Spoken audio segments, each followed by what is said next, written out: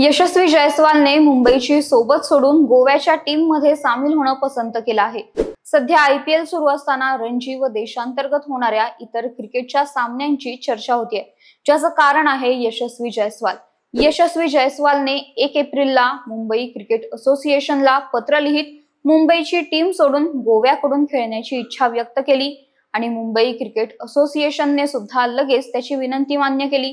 त्यामुळे IPL सुरू असताना रणजी क्रिकेटच्या सामन्यांची आणि या काळात यशस्वी जायसवाल आणि रहाणे मध्ये झालेल्या दुश्मनीची चर्चा होतीये। म्हणूनच यशस्वी जायसवालने मुंबईची सोबत सोडून गोव्याच्या टीम मध्ये सामील होणं का पसंत केलं?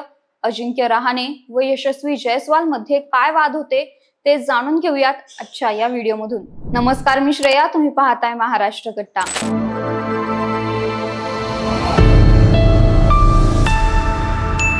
यशस्वी जायसवालने 1 एप्रिलला मुंबई क्रिकेट असोसिएशनला पत्र लिहित मुंबईची टीम सोडून गोव्याकडून खेळण्याची इच्छा व्यक्त केली आणि मुंबई क्रिकेट असोसिएशनने सुद्धा लगेच त्यांची ही विनंती मान्य केली। त्यामुळे देशांतर्गत क्रिकेटमध्ये आता यशस्वी जायसवाल आपल्याला मुंबईच्या टीम कडून खेळताना दिसणार नाहीये, तर गोव्याकडून खेळताना यशस्वी जायसवालला गोवा संघाच्या कर्णधार पदाची धुरा देखील सांभाळण्यासाठी दिली जाऊ शकते असा अंदाज आहे। पण कॅप्टन होता येईल म्हणून नाही, तर अजिंक्य रहाणे व मुंबईच्या मॅनेजमेंट कडून मिळणाऱ्या वागणुकीला कंटाळून यशस्वी जायसवालने हे पाऊल उचलल्याचं बोललं जाते। आपल्यालाच मुद्दाम टार्गेट केलं जातंय असं यशस्वी जायसवालला वाटत होतं, ज्यातून त्याने हा निर्णय घेतल्याची चर्चा आहे। पण अशा कोणत्या घटना घडल्या ज्यातून यशस्वी जायसवालला असं वाटत होतं ते पाहूयात। मैदानावर शिस्तभंग केल्याबद्दल अजिंक्य रहाणेने कठोर पाऊल उचलत एका मॅच मध्ये स्लेजिंग केल्यानंतर यशस्वी जायसवालला मैदानाबाहेर पाठवलं होतं।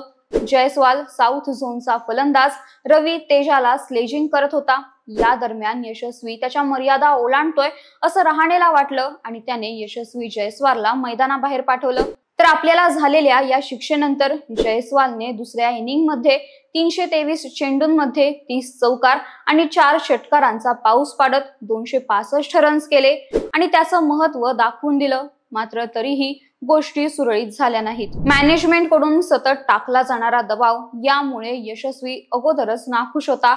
मॅनेजमेंट सोबतच्या मुंबईच्या फर्स्ट क्लास टीमचा कॅप्टन अजिंक्य रहाणे सोबत त्याचे जमत नव्हते। दोघांमध्ये तीव्र मतभेद होते, ज्यातून थोडीफार आगपाखड देखील होत होती। 2 सीझन आधी सय्यद मुश्ताक अली ट्रॉफी मध्ये मुंबईकडून खेळताना मॅनेजमेंट कडून जायसवालच्या शॉट सिलेक्शनवर प्रश्नचिन्ह निर्माण करण्यात आलं होतं। त्यामुळे आपल्याला मुद्दाम टार्गेट केलं जातंय अशी भावना यशस्वी जायसवालच्या मनात तयार होत गेली।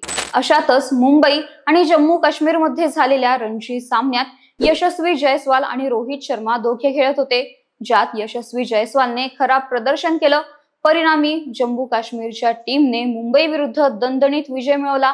तर सामना हरल्यानंतर team management, coach Omkar Salvi आणि कॅप्टन अजिंक्य रहाणेने मुंबईच्या टीम प्रती यशस्वी जायसवालच्या प्रामाणिकपणाबद्दल प्रश्नचिन्ह उपस्थित करत त्याच्यावर टीका केली होती।